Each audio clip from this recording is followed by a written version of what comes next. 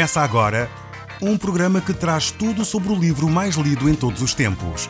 Apresentamos O Som do Livro.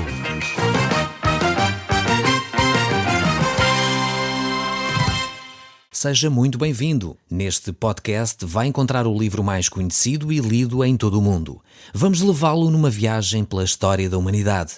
Este é um audiolivro para si, para a sua família e sociedade em geral. Contextualização e comentários de Paulo Chaveiro. Eu sou Paulo Chaveiro e nós hoje procuraremos encerrar o estudo do livro de Cantares de Salomão. Sem dúvida alguma tem sido um estudo extremamente rico, mas ao mesmo tempo nós temos de continuar a ver toda a verdade da Palavra de Deus. Por isso precisamos passar a outros livros que nós iremos certamente encontrar verdades tão preciosas como estas que temos encontrado aqui neste livro de Cantares. Por isso hoje vamos começar no capítulo 5, verso 8, e depois iremos continuar a encontrar então vários textos bíblicos aqui do nosso livro de Cantares.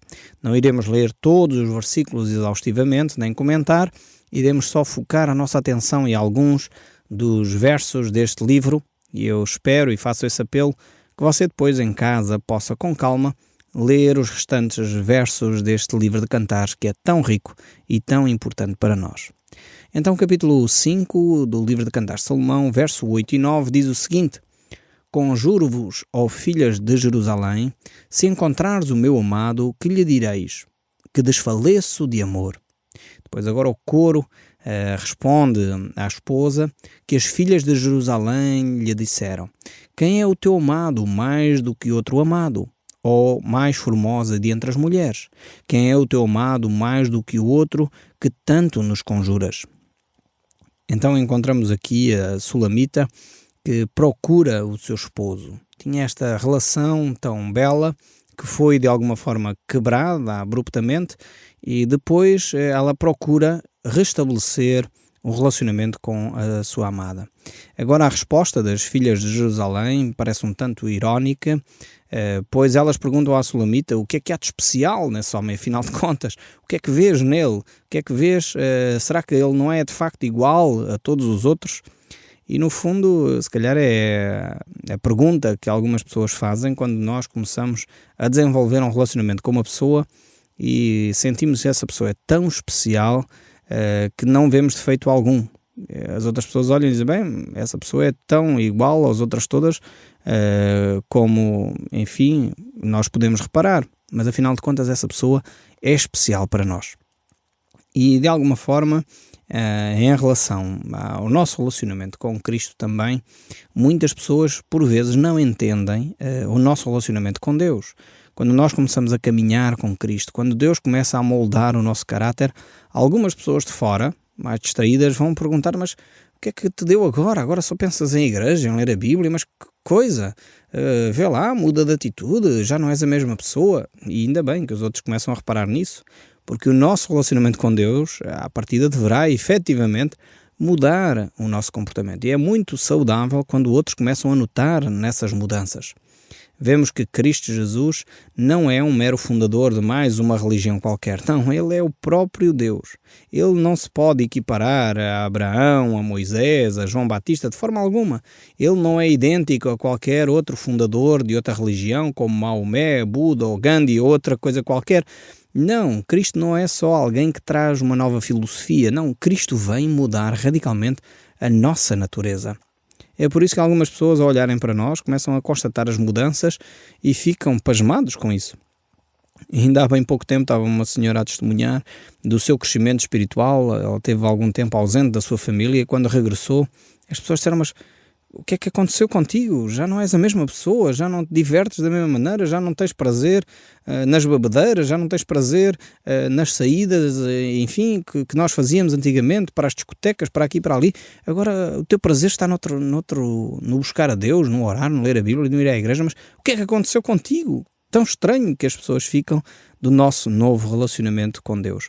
É quase como estas mulheres, como estas filhas de Jerusalém, que dizem, mas o que é que tem esse teu amado tão especial para tu insistires tanto conosco?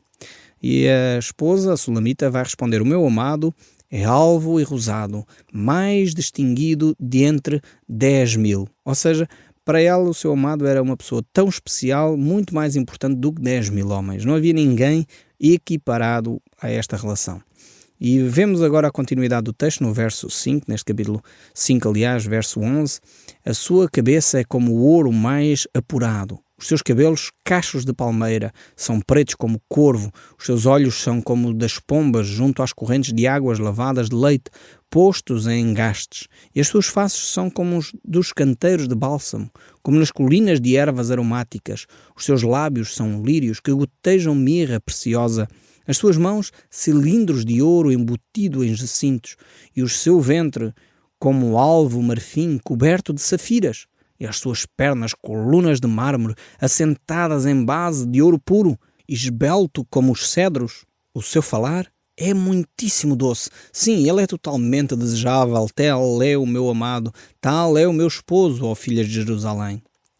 Aqui temos esta mulher completamente enamorada, apaixonada pelo seu amado. E eu gostaria das muitas características que poderia salientar aqui, salientar este aspecto que ela fala, que o seu amado, ou fala do seu amado, é mais doce, é muito doce, é agradável, é muitíssimo doce. Vejamos realmente que o nosso relacionar com a nossa esposa, com o nosso cônjuge, pudesse ter esta característica, um paladar agradável. Pudéssemos, na relação conjugal que nós temos, ter este aspecto de palavras doces, palavras agradáveis. Eu já tenho falado várias vezes na importância do elogio. Aprenda a elogiar. Ponha de lado as críticas, ponha de lado a murmuração, ponha de lado a constante atitude de fatalismo, de desgraça, para começar a procurar encontrar aquilo que é belo no seu amado, na sua esposa. Vale a pena tomar esta atitude. Escreva até, faça esse exercício de escrever as características positivas do seu cônjuge. E depois comece a ter estas palavras agradáveis, palavras doces, palavras que de facto vão fazer diferença na vossa relação conjugal. Muitos acham que não vale a pena já fazer isso, já não vale a pena ter esta atitude de beleza, de amor, de compaixão, de ser agradável para com o cônjuge. Começam a entrar numa rota de destruição, numa rota de colisão frontal. Vale a pena resgatar este aspecto que talvez já teve no namoro. Eu tenho trabalhado com muitos casais e uma das tarefas que às vezes ajudamos os casais a fazer é escrever uma carta de amor. E alguns casais ficam ali sem jeito. Agora o que é que eu vou dizer? Agora como é que eu vou escrever isto? Como é que vamos fazer uma coisa desta? Já há tantos anos que não escrevo uma carta de amor. Vale a pena voltar a estas coisas simples, como uma carta de amor. Vale a pena voltar a elogiar. Vale a pena encontrar as palavras que são doces, doces ao paladar. E realmente o próprio Senhor Jesus Cristo, Ele nos deixa muitas palavras doces. Alguns de nós nos deleitamos com essas palavras doces que Cristo nos deixa. Quando nós estamos cansados, fartos, fatigados da vida, por exemplo, as palavras que Jesus deixou em Mateus capítulo 11, verso 28, Ele diz: "Vinde a mim, todos vós que estáis cansados e oprimidos, e eu vos aliviarei. Tomai sobre vós o meu jugo e aprendei de mim, porque sou manso e humilde de coração. E em mim encontrareis paz e descanso para a vossa alma." Realmente isto são palavras agradáveis que nós ouvimos e fazem bem ao nosso ser. É fundamental nós percebermos que quando estamos desanimados, desencorajados, Cristo vem em nosso auxílio. Ele vem para transformar o nosso ser, para nos levar a um relacionamento profundo com Ele, a um relacionamento onde nós como cristãos, nós como pessoas, somos transformados e deixamos de viver daquela maneira para termos agora uma vida completamente diferente. Uma vida que é transformada pelo poder de Deus, não é vivida pelas nossas forças, mas é feita pela ação de Deus em nós. Talvez uma das personagens que mais marcada foi por esta mudança foi o famoso Santo Agostinho, que assim se intitula, porque ele marcou a história e hoje, quer católicos, protestantes, evangélicos, reconhecem neste homem, de facto, um homem que elaborou uma série de doutrinas fundamentais para o cristianismo. E ele, a certa altura, enfim, durante muito tempo, como jovem, ele viveu uma vida completamente afastada de Deus. Enfim, com mulheres, vícios, álcool, ele de facto viveu dessa forma, até que chegou a um ponto que teve um encontro com Deus, um encontro tão marcante que diz-se que uma das mulheres com quem ele vivia chegou ao ponto de lhe perguntar: então, Agostinho, não te lembras de mim? Sou eu, tantas vezes que nós já passámos tempo juntos e agora não te lembras de mim? E diz-se que o próprio Agostinho respondeu: pois, tu és tu, mas eu já não sou eu. Realmente Cristo já me transformou de tal forma que eu já não tenho esse género de vida. Para mim, as mudanças que Cristo operou em mim levaram-me a fazer opções e a abandonar o pecado. Que de facto a vida de Cristo em nós possa fazer isso mesmo. Levar-nos a mudar de vida. Levar-nos a ter essa atitude que transforma o nosso ser. E realmente o apóstolo Paulo teve estas mesmas palavras que Agostinho: já não sou eu mais quem vivo, mas Cristo vive em mim, e esse viver que agora vivo na carne, vivo pelo sangue de Cristo. E ele disse noutra altura: para mim o viver é Cristo e o morrer é lucro. Realmente cada um de nós faça esta opção de viver mais e mais para Cristo.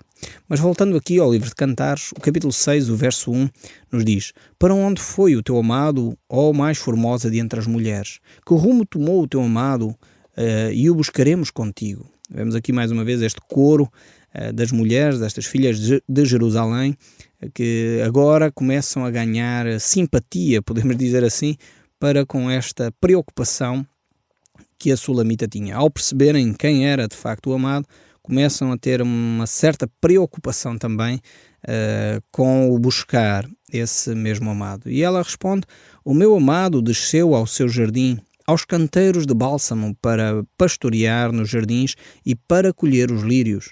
Eu sou do meu amado e o meu amado é meu. Ele pastoreia entre os lírios. Aqui realmente temos uma frase extremamente importante. Esta frase que diz: eu sou do meu amado e o meu amado é meu. Aqui esta ideia de pertença. É tão fundamental, um relacionamento conjugal, nós termos vivo esta ideia de pertença.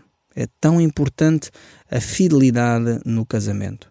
Realmente aqui temos este aspecto. Quando nós percebemos que somos um do outro no casamento, quando o marido sabe que é da esposa e a esposa do marido, realmente isso faz uma grande diferença. Gera confiança, gera fidelidade, gera relação, gera intimidade.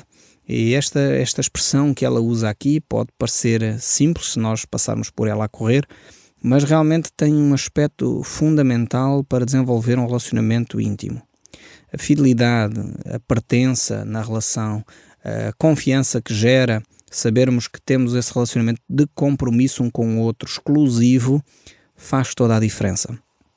Nós sabemos, por aconselhamento a vários casais, como a infidelidade destrói a imagem do cônjuge, como a infidelidade destrói o relacionamento, quer a própria imagem que a pessoa tem de si própria. Quando ele tem valores como a fidelidade como sendo algo importante e por algum motivo a pessoa é infiel, a primeira pessoa que se sente mal é ela própria depois de algum tempo. Claro, durante a fase inicial de paixão, etc., a pessoa não se lembra disso, mas depois, quando a pessoa começa a cair em si própria, começa a ver o prejuízo que fez a si mesmo, aos seus filhos, à sua esposa ou ao seu marido, dependendo da situação, a pessoa começa a perceber como isso destruiu ela por dentro.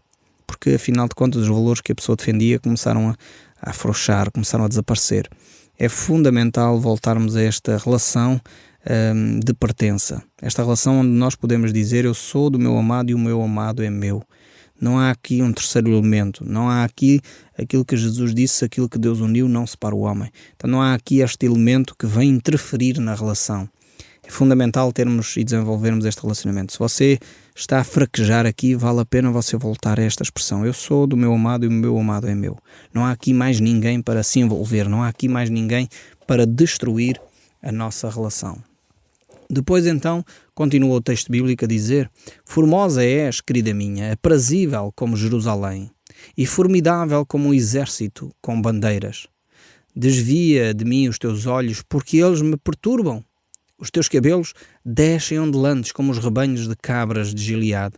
São os teus dentes como rebanhos de ovelhas que sobem no lavador, das quais todas produzem gêmeos, e nenhuma delas há sem crias. As suas faces, como romãs partidas, brilham através do véu. 60 são as rainhas, 80 as concubinas e as virgens sem número. Mas uma só é a minha pomba, minha imaculada, a sua mãe a única e a predileta daquela que deu à luz. viram-nas as donzelas e lhe chamaram ditosa. Viram-nas as rainhas e as concubinas e a louvaram.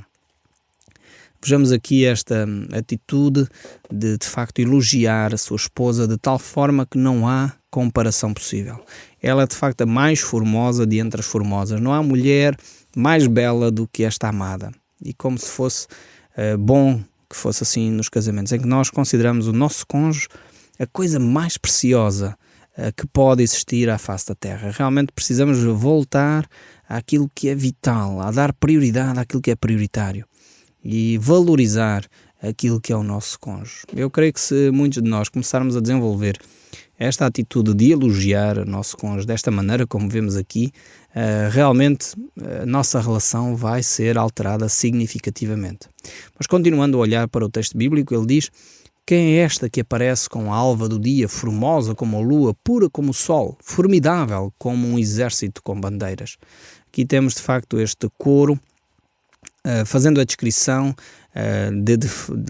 desta mulher, desta relação tão bela, mas ao mesmo tempo, e agora voltando aqui um pouco, pegando na analogia para a igreja, vemos que de alguma forma também faz a descrição da igreja de Cristo, que se parece com a alva pura, imaculada, como nós já vimos em outros programas, como o próprio apóstolo Paulo define a igreja, como sendo santa, como sendo algo tão belo aos olhos de Cristo. Mas o verso 11 ainda diz: descia aos jardins das nogueiras para mirar o renovo do vale, para ver se brotavam as vides, se floresciam as romeiras. Não sei como, imaginei-me no carro do meu nobre povo. E agora o coro, as filhas de Jerusalém, vão responder: volte, volta, Sulamita, volta para nós te contemplarmos. E a esposa responde outra vez: porque quereis contemplar a Sulamita na dança de Manaim? E agora chegamos ao capítulo 7, que diz: que formosos são os teus passos dados de sandálias, ó filha do príncipe. Aqui temos o esposo a elogiar a sua amada. E saltamos agora um pouco mais para a frente. Gostaria que você depois pudesse ler, continuar a ler estes poemas tão belos que o esposo diz à esposa e a esposa retribui e vice-versa. Mas gostaria de saltar agora para o verso 10 deste capítulo 7 e diz: eu sou do meu amado e ele tem saudades minhas. Vem, ó meu amado, saiamos ao campo, passemos as noites nas aldeias, levantemo-nos cedo de manhã para ir às vinhas. Vejamos se florescem as vides, se abre a flor, se já brotam as romeiras, dar-te-ei ali o meu amor. As mandrágoras exalam o seu perfume, e as nossas portas há toda a sorte de excelentes frutos, novos e velhos, e eu te reservei ao meu amado.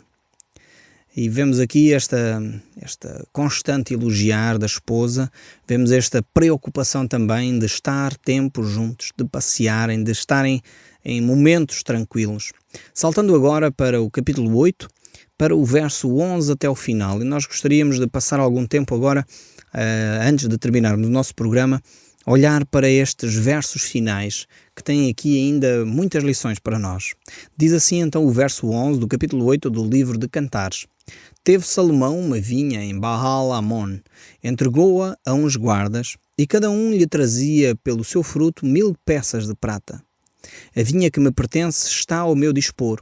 Tu, ó Salomão, terás os 1000 siclos, e os que guardam o fruto dela 200.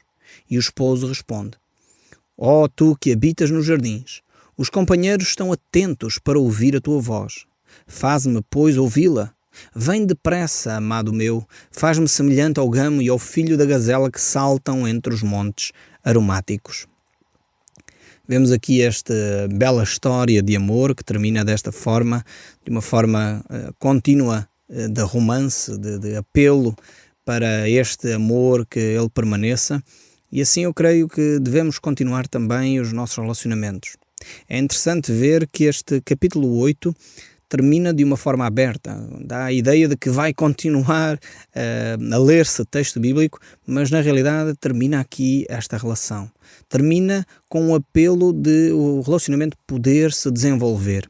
Aliás, termina dizendo: vem depressa, amado meu. Faz então semelhante a este gamo, esta gazela, que saltam sobre os montes aromáticos. Há um desejo de continuar este relacionamento. Mesmo o apelo faz a Igreja a Jesus Cristo no livro de Apocalipse, no capítulo 22, verso 20, quando diz o texto bíblico lá: aquele que dá testemunho destas coisas diz: certamente venho sem demora. Amém. Vem, Senhor Jesus, diz a Igreja. Realmente é um desejo de cada um de nós poder ter esse relacionamento profundo com Deus. E aqui, mais uma vez, este livro de Cantares termina nesta perspectiva de olharmos para a pessoa de Jesus Cristo, olharmos para esse relacionamento e esperar ansiosamente pela vinda de Cristo. Várias vezes nós vemos que o apóstolo Paulo, nas suas várias epístolas, ele nos desafia a esta atitude de estarmos na expectativa da vinda de Cristo.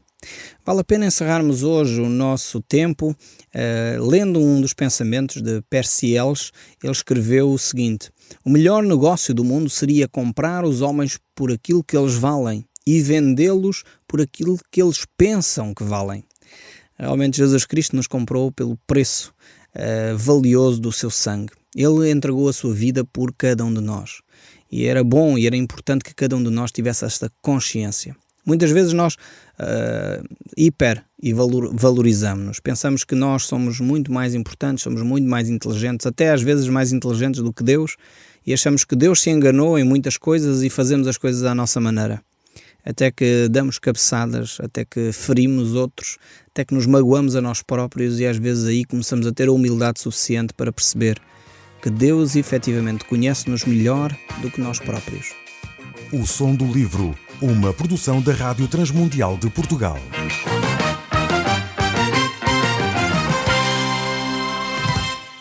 RTM. Conhece todos os nossos programas em rtmportugal.org. Uma produção da Rádio Transmundial de Portugal.